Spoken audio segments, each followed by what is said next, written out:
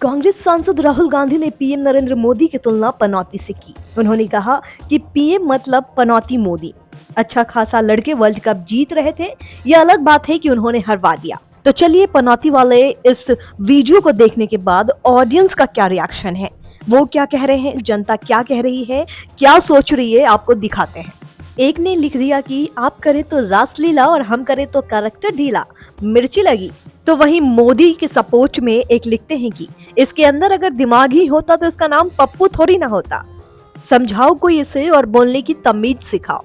अब राहुल गांधी को सपोर्ट करते हुए एक लिखते हैं कि राहुल गांधी की पूरे जीवन की बेइज्जतियां एक तरफ और मोदी की पनौती कह के क्रिटिसाइज करना एक तरफ।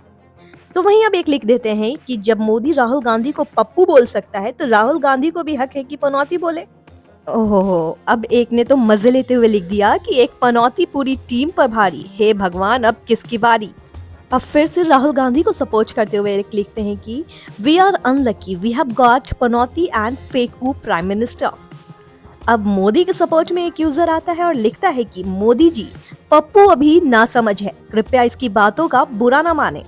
एक यूजर लिख देते हैं कि इंडिया का राष्ट्रीय पक्षी मोर है तो इंडिया का राष्ट्रीय पनौती मोदी।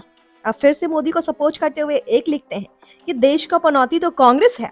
ओहो, अब प्राइम मिनिस्टर को अपोज करते हुए लिखते हैं कि बात में तो दम है। मेरा यह मानना है कि सचमुच एक पढ़ा लिखा देश का प्रधानमंत्री ऐसा ही होना चाहिए जो जनता के हर मुद्दे की आवाज उठाए।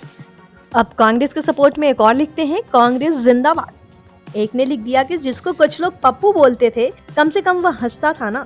लेकिन जब से यह पनौती आया है, तब से देश के लोगों को तो खुश होने का कोई मौका ही नहीं मिला। अब मोदी के सपोर्ट में एक यूजर आते हैं और लिखते हैं कि जिसका पूरा खानदान ही पनौतियों से भरा पड़ा है, वो दूसरे को पनौती कह रहे हैं, कुछ भी।